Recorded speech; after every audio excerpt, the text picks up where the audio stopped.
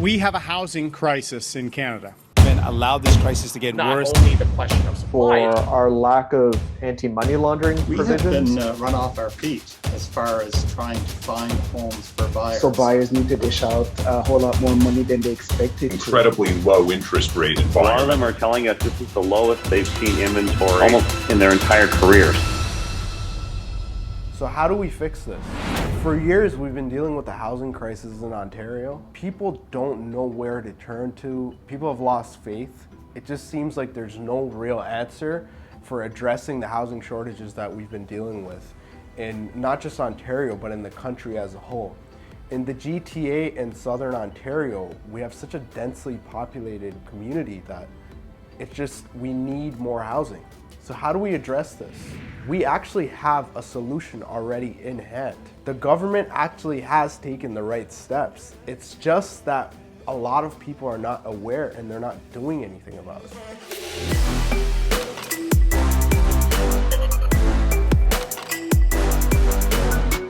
We have about 400,000 people coming every year for the next couple of years. That's the government's projection. And I don't think they would just be saying that, especially considering they have a housing crisis.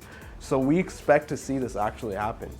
Now, we don't have enough homes to address the situation. Like, there's just not enough single family homes. You need additional units on existing properties, because we all know how long does it really take to build a whole house from start to finish, permitting, everything. It can take over a year, easy. Most people can't even afford to do it. So who's going to fix this problem? Honestly, there is a solution that can help investors, homeowners, renters alike. A couple years ago in 2019, the government of Ontario actually approved Bill 108, which is more homes, more choice. This bill basically came into effect and the cities were told that they have to act on it, the cities in Ontario. So now each city has its own, basically you could say, set of rules that they're gonna implement regarding this. So what this allows is every city has to allow secondary units, which was pretty much already the case, but now they're also going to be allowing a detached unit on every lot. So as long as your lot fits their criteria, you can get a detached unit as well as an interior secondary unit. Now the thing is, everyone's careful with the language, and I think that's why there's this lack of information, I would say. We all know as investors, 3 units means triplex, right?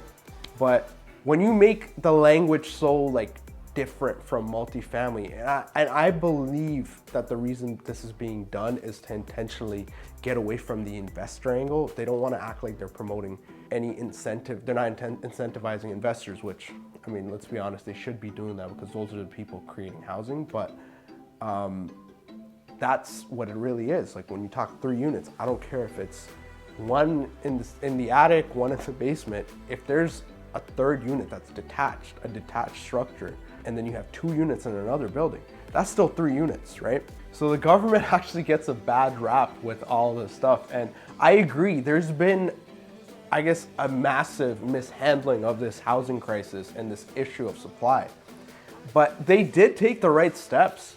Like, every couple of years, the provincial government, they do take a look at the stats. They see what's going on. And guess what? For the last, I want to say, decades, they've just been saying, we need more intensification. Intensification means more housing in smaller areas, basically. So you need more units, in more densely populated areas, you need more densely populated housing. They basically approve 3 units for a lot of lots. Now, every city has its own guidelines for how they will implement this, right? Every city has its own parking requirements. Some cities are like, you can park one behind another, which is considered tandem.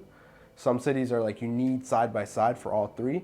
So some are tougher to deal with, some aren't. Some had different setback requirements. When we're talking about these units, these detached structures, some people refer to them as tiny house, some people call them garden suites, some call them accessory dwelling units. At the end of the day, it's all the same thing. What it basically is a separate structure from the main detached house on the same lot that basically has all the needs of a house, basically. Like you have your kitchen, your bathroom, and usually they're a little smaller than a detached structure. They can be anywhere from 300 square feet all the way up to 1,000, depending on the city you're in and what they allow, but that's essentially what a garden suite is. If you're wondering what the cities are doing about this, because again, this is a provincial law, right? So the cities have to act on this. They're instructed that, hey, listen, we passed this, now it's your time to move, right?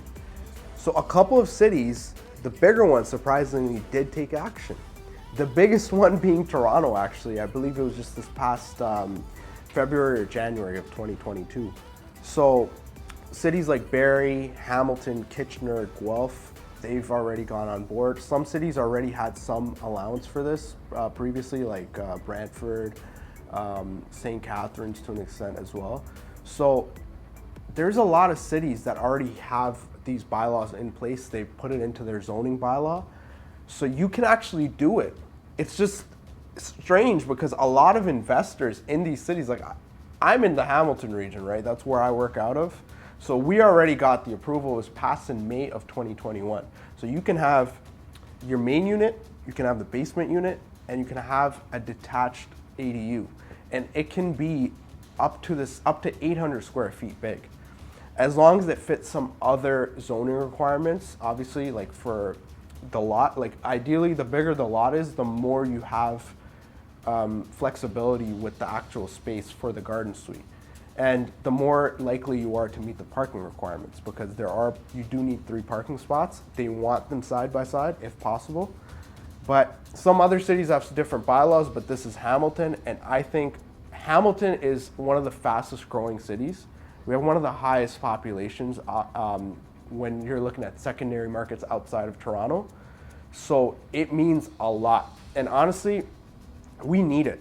Like with the amount of migration that's happening, like as an agent, the amount of people I'm seeing coming from Toronto, Mississauga, Brampton, Milton, Oakville, people are comfortable with coming here. It's not too far from some of the major cities, but it's just we actually don't have enough housing. And to go even more into detail about that, it's not just about not having housing, it's the quality of housing. Like these detached units, they're modern quality structures you can create that are like new houses. So it's a whole different game, and it's gonna attract people that might not wanna move into a basement, or they might want something like a new house. You don't have to actually build a brand new structure, because that's like building a new house, right? Let's be honest, garden suites are just a small home. So if you're building it from scratch, it's the same cost, same amount of work, but you can do a garage conversion, meaning the city lets you convert an existing garage that's detached into a unit. You just have to bring the servicing, and it's a very cost-effective way of creating a third unit. So why is this so lucrative? I'll tell you why. Now, if you can get a house where you have a lot that's big enough to get these 3 units and you have a detached garage, you're gonna have your upstairs unit, you're gonna have your basement unit, and you're gonna have your third unit.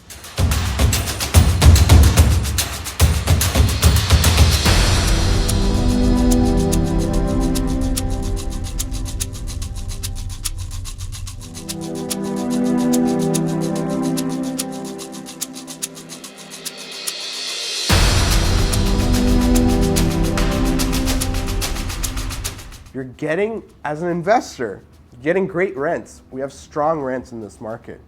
You're providing houses for up to 3 groups of people. It could be small families, couples, you name it. I know some projects that are actually started construction and they're closer to finishing. This is happening. It's a reality. It just so happens that people don't know about this law. I was surprised. I've spoken to investors in Hamilton that don't even know this is a thing. In comparison to building a house, you have a quicker permitting process, right? Your costs are less. If you're doing a garage conversion, you're not pouring a foundation anymore. You're not creating the structure, putting a roof. It's already there for you. There are families right now that have elders, or they have maybe children in their mid to late 20s that can't afford a home, right? They need a place to stay, but they want their privacy. This was actually the purpose originally of a lot of these garden suites in these cities. It was to provide a secondary home to another family member not too far away.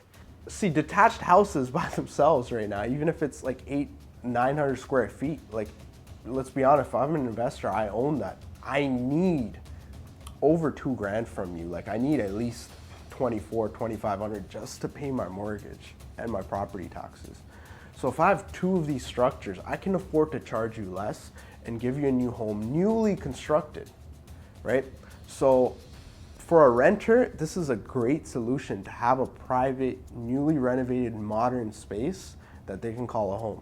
Just based on my conversations with builders and calculations we've done, it can cost you anywhere from $250 all the way to $350, depending on if you put a basement. And remember, this is a key part. You can put a basement in these garden suites. Down the line, I don't know what the use of that basement may be or what they will allow in the city, but you can have an 800 square foot garden suite with additional 800 square feet in the basement, which is bananas. Like, that's crazy. Those are the costs of building a new garden suite from the ground up. If you're just doing a conversion, you already have the garage there. You got the roof, the structure, everything is good, it's intact, it's good quality, like some of the framing is there for the roof, everything, then honestly, like, we've looked at projects that have clients doing this right now, and it's coming up to a little more than $100,000, because essentially the expensive part is just getting the servicing, like the water line, depending on if the city wants you to bring it from the back of the house or the main. I try to find places for my clients where they already have some servicing in the garage, like electric and gas, so it reduces the cost. Other than that, it's just framing, insulation, rough-ins for electrical, plumbing, and putting a furnace in there, and then just framing up the rooms, kitchen and bathroom, and just finishing. So that's like doing like a whole duplex conversion or building out like a basement. With a big enough lot where we could do the basement duplex conversion and put the 3rd unit, and then when people are going for refinances on these things, they're pulling out most of their money, like 80 to 90% of their capital. And I have a feeling it'll get even better. It's just like I said, we don't have enough people acting on this, and whoever decides to take that leap, I think they're gonna profit massively down the line.